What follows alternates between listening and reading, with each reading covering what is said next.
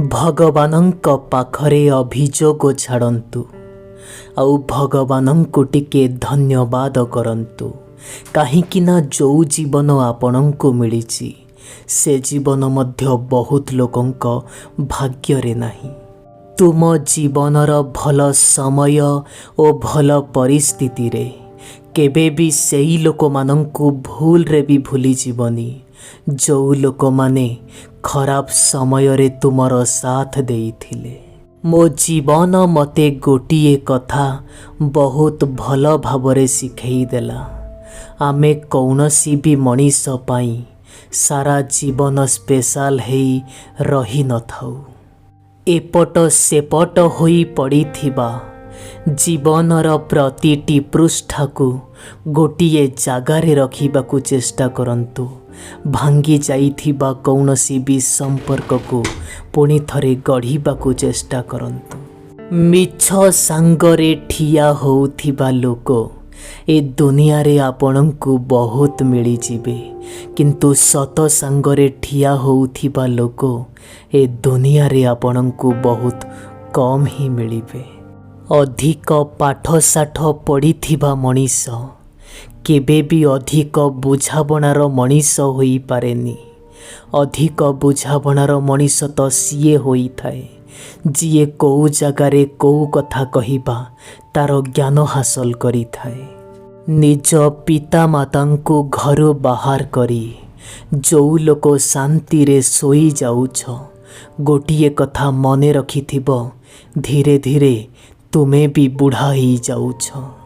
ବନ୍ଧୁ, କୂଅର ପାଣି ସମସ୍ତ ଫସଲକୁ ଏକା ଭାବରେ ମିଳିଥାଏ, ତାପରେ ବି କଲରା ପିତା ହୋଇଥାଏ ଓ ଆମ୍ବ ପାଚିଲା ପରେ ମିଠା ହୋଇଥାଏ। ମଣିଷକୁ କେତେ ବି ତୁମେ ସଂସ୍କାର ଦିଅ, ମଣିଷ ନିଜ ପ୍ରକୃତିକୁ କେବେ ବି ବଦଳେଇ ପାରେନା। କୌଣସି ବି ଜାଗାରେ 2 ମିନିଟର ରାଗ ରୁଷା ପାଇଁ ହସୁଥିବା ଖେଳୁଥିବା ଗୋଟେ ଭଲ ସମ୍ପର୍କ ଭାଙ୍ଗିଯାଏ। ଆମର ତ ମନେ ସେତେବେଳେ ପଡ଼େ ଯେତେବେଳେ ସେ ସମ୍ପର୍କ ପାଇଁ କ୍ଷମା ମାଗିବାର ସମୟ ବି ଚାଲି ଯାଇଥାଏ। ବନ୍ଧୁ, ଯଦି ମନୁଷ୍ୟ ଜନ୍ମ ନେଇ ତୁମେ ଜୀବିତ ଅଛ, ତେବେ ତୁମକୁ ଅସୁବିଧା ତ ନିଶ୍ଚୟ ହେବ, କଷ୍ଟ ତ ନିଶ୍ଚୟ ଲାଗିବ। କାହିଁକି ନା ମରିଗଲା ପରେ ଜଳିବା କ'ଣ ବି ଜଣାପଡ଼େ ନାହିଁ। ଏଠି ସମୟ ସହ ସବୁ କିଛି ବଦଳିଯାଏ। ସେଇ ଲୋକମାନେ, ସେଇ ରାସ୍ତା, ସେଇ ବିଶ୍ୱାସ ଆଉ ସେ ଭରସା। ବନ୍ଧୁ, ଯେକୌଣସି ଜିନିଷ ହଜି ଯାଇଥିଲେ ମଧ୍ୟ ଆପଣ ତାକୁ ଖୋଜି ବାହାର କରିପାରିବେ, କିନ୍ତୁ ଥରେ ବିଶ୍ୱାସ ହଜିଗଲେ ତାକୁ ଆପଣ କେବେ ବି ଖୋଜି ବାହାର କରିପାରିବେନି। କୌଣସି କାର୍ଯ୍ୟରେ ଯଦି ତୁମକୁ ଜଲ୍ଦି ସଫଳତା ମିଳୁନି, ତେବେ ତୁମକୁ ଟିକେ ଧୀର ମନରେ ଅପେକ୍ଷା କରିବା ପାଇଁ ପଡ଼ିବ। କାହିଁକି ନା ପ୍ରତିଥର ଦିନ କ୍ୟାଲେଣ୍ଡରକୁ ନୁହଁ, ବେଳେବେଳେ ଏମିତି ବି ଦିନ ଆସେ ଯିଏକି ସମ୍ପୂର୍ଣ୍ଣ କ୍ୟାଲେଣ୍ଡରକୁ ବଦଳେଇ ରଖିଦିଏ।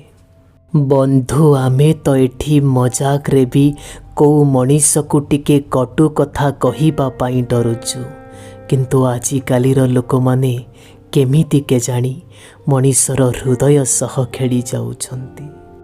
ବିଶ୍ୱାସ ଓ ଭରସା ଥରେ ଭାଙ୍ଗିଗଲେ ଆଉ କେବେ ବି ଗଢ଼ି ହୁଏ ନା।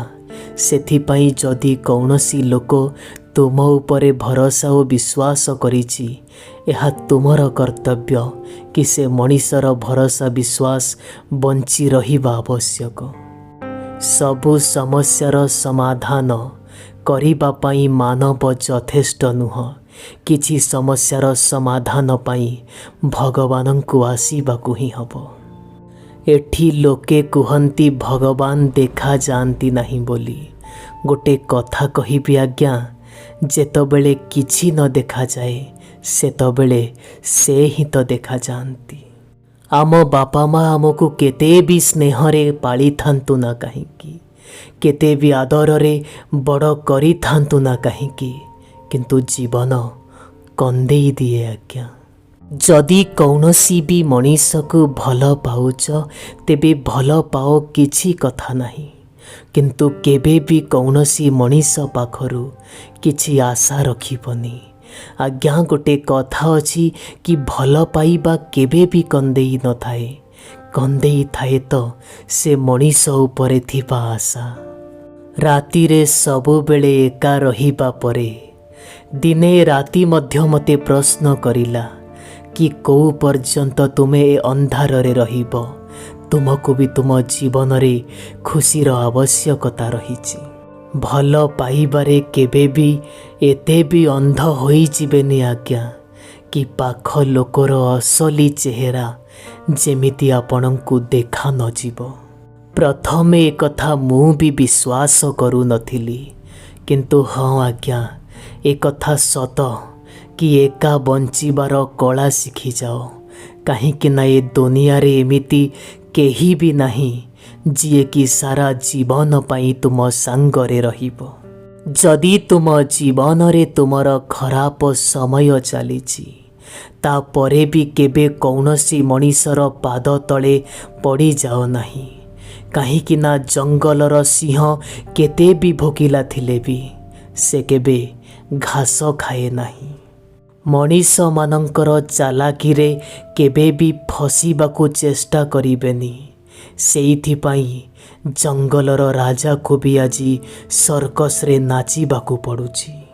ଏ ଦୁନିଆରେ ତୁମେ କେତେ ବି ଚାଲାକି କରିବା ପାଇଁ ଚେଷ୍ଟା କର, କେତେ ବି କୌଣସି ଲୋକକୁ ଲୁଟିବା ପାଇଁ ଚେଷ୍ଟା କର, କିନ୍ତୁ ଗୋଟିଏ କଥା ମନେ ରଖିବ, ସମୟ ଦିନେ ତୁମର ବି ଆସିବ ଆଉ ସେଦିନ ତୁମକୁ ସବୁ ପ୍ରଶ୍ନର ଉତ୍ତର ଦେବାକୁ ହେବ। ଆଜି ମାଟି ଉପରେ ଅଛ, କାଲି ମାଟି ତଳେ ଥିବ। କିଛି ଭଲ କର୍ମ କରି ଚାଲିଯାଅ, ନହେଲେ ତୁମ ପୂର୍ବପୁରୁଷକୁ ଯାଇ କୋଉ ମୁହଁ ଦେଖେଇବ? ଦୁଇଟି ପାଦ ରାସ୍ତାରେ ଚାଲୁଥିବା ସମୟରେ ଜଣେ ଆଗରେ ଥାଏ ତ ଜଣେ ପଛରେ ଥାଏ। ନା ଆଗରେ ରହୁଥିବା ଲୋକକୁ ଗର୍ବ ଅଛି, ନା ପଛରେ ରହୁଥିବା ଲୋକକୁ ଅପମାନ ଅଛି।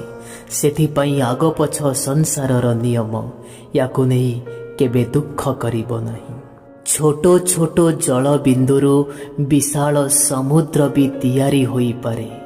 ଆଜି ଆପଣଙ୍କର ଛୋଟ ଛୋଟ ପରିଶ୍ରମ ଦିନେ ଏ ଦୁନିଆରେ ଆପଣଙ୍କର ପରିଚୟ ସୃଷ୍ଟି କରିପାରେ।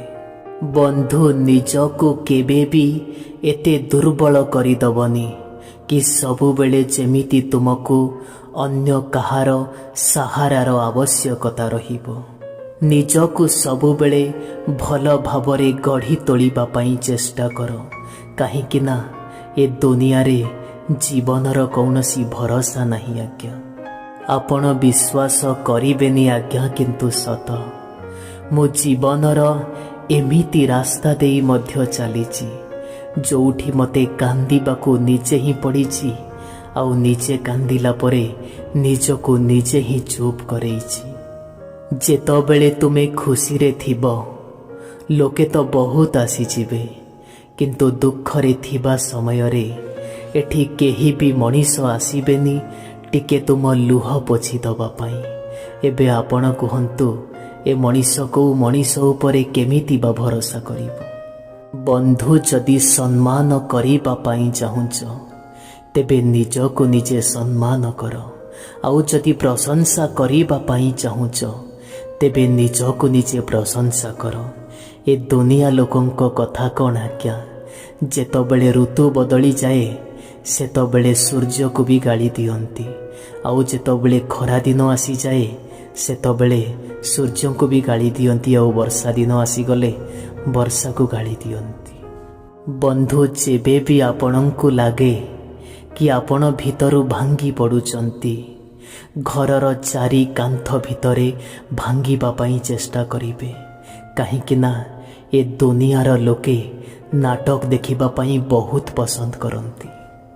ବନ୍ଧୁ, ଦୁଃଖ ତ ସମସ୍ତଙ୍କ ଭାଗରେ ଆସେ, କିନ୍ତୁ ବାସ୍ ପାର୍ଥକ୍ୟ ଏତିକି, କିଏ ସେ ଦୁଃଖ ଦେଖେଇ ଦିଏ ତ ଆଉ କିଏ ସେ ଦୁଃଖକୁ ନିଜ ହୃଦୟରେ ଲୁଚେଇ ନିଏ।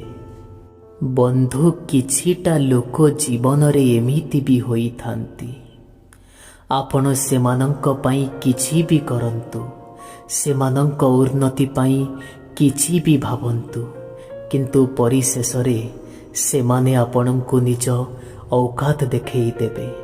ଏଇଭଳି ଲୋକଙ୍କଠୁ ଦୂରେଇ ରୁହନ୍ତୁ ଆଜ୍ଞା।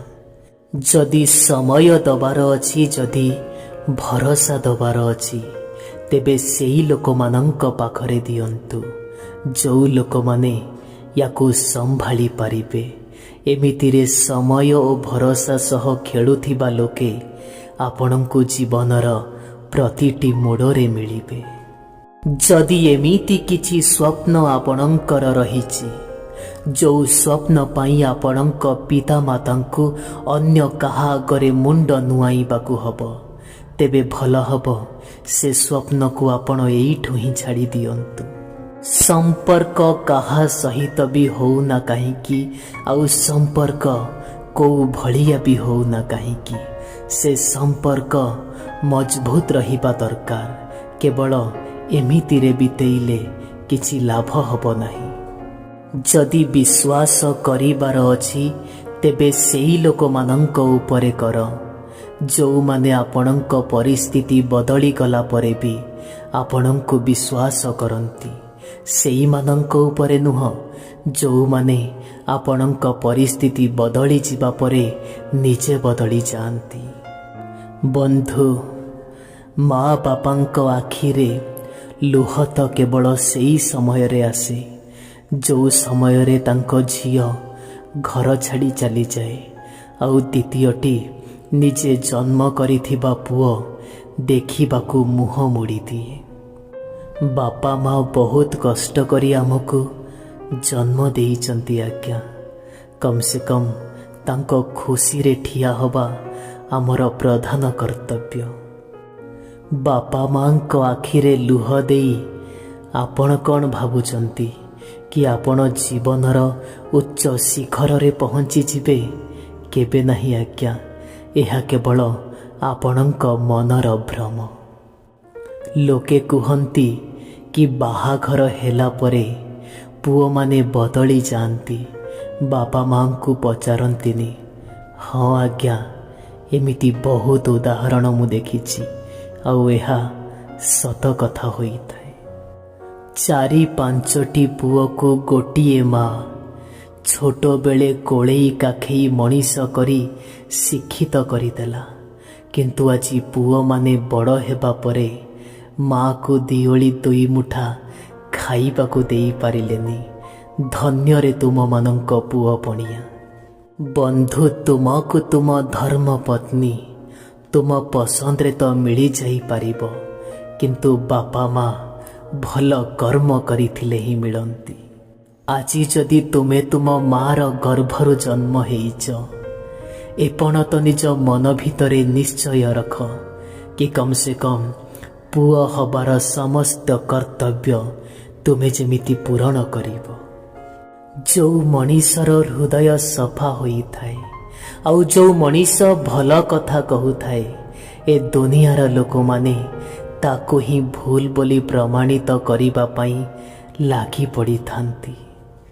ଯେବେ କୌଣସି ବି କଷ୍ଟ ନିଜ ଉପରେ ବିତେ, ସେହି ସମୟରେ ଅନ୍ୟମାନଙ୍କୁ ବି କଷ୍ଟ ହେଲେ କେମିତି ଲାଗେ ବୋଲି ଆମକୁ ଜଣା ପଡ଼ିଥାଏ।